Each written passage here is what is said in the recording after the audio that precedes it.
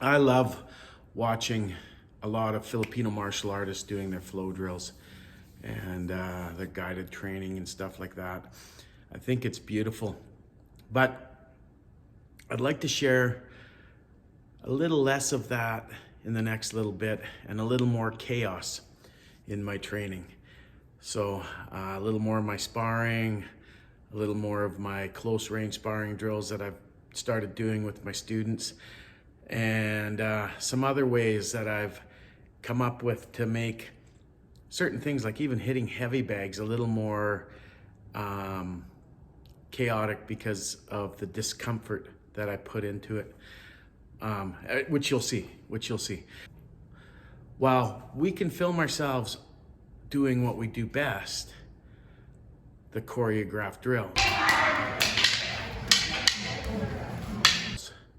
I think we need to share some of the stuff that makes us look rough, makes us look like we're struggling.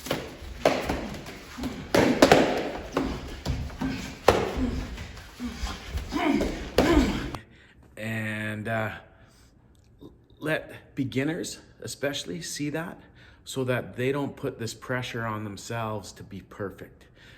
And it's out of chaos and real speed application of our skills that we actually really do grow, in my opinion. And yeah, so here we go. Thank you. Keith and I are doing some Cadena de Mano now, or Hubad, whatever you want to label it. And you'll see that as we go, we're adding different things here, and then we're just free flowing it. And it's when we break the pattern that this becomes really good for training, or at least better for training, because it's less predictable.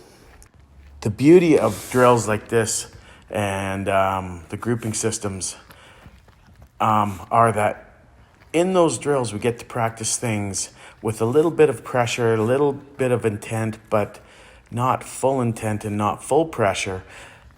So it allows us to practice things like controlling limbs, pulling people offline, disarms, etc., in a way that still confuses the hands and is challenging to pull off. After practicing those things many, many, many times, they will become automatic, and you will find them in sparring. You will not be able to just say, I'm going to do this, but the position will present itself, and you will apply a trap. You will apply a disarm. You will apply whatever you need to do if you've practiced enough. And I know this from experience because I pull that stuff off in full speed sparring all the time. Now, we're still breaking the pattern here with Keith and I, but now we're breaking the pattern in drills. We're switching from one drill to another, and it does look a little more clumsy now because it's harder to predict.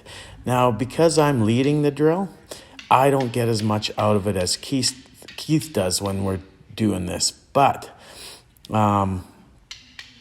it is also confusing for me at times, and Keith will change it. Keith will steal the lead and take over the lead, which is the way it should be.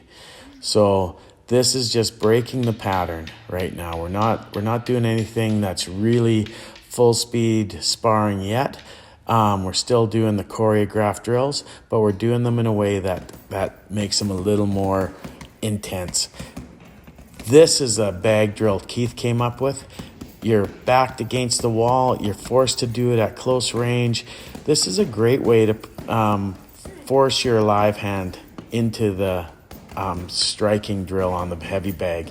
And it forces you to try different kinds of striking that you wouldn't normally do when you can step in and out of range. It's a beautiful drill. Okay, now we're into a sparring drill.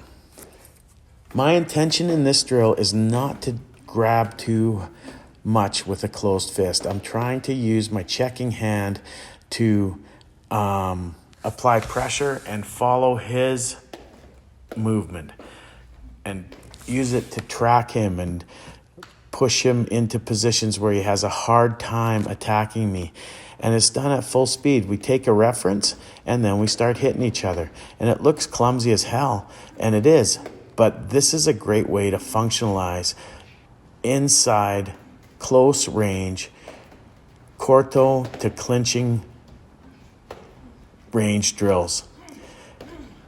It's a fantastic way to play. This is a fun drill, as I just said. But anyway, this is a lot of fun. So the way it works is we take a reference, one strike. As soon as our sticks meet, it's on. Now, you'll see some hesitation here when that reference point hits. And that's just the momentary brain freeze that we get when we do new things.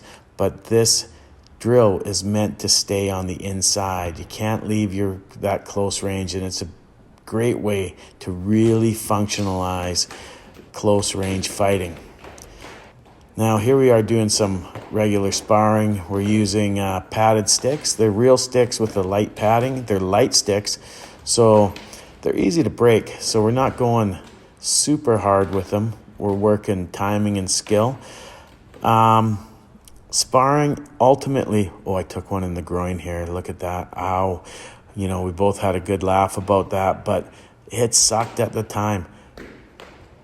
Okay. So we get to try things in here. Now, we didn't clinch too much today on this sparring. We wanted to avoid the clinch. But, it depends how you want to spar. Sparring is one of the most important ways to functionalize real stick fighting skill, and it doesn't look as pretty as the drills. These are just some of the ways that we choose to train. They're lots of fun, and as we grow, we'll share more with you. Thank you very much. Have a great day.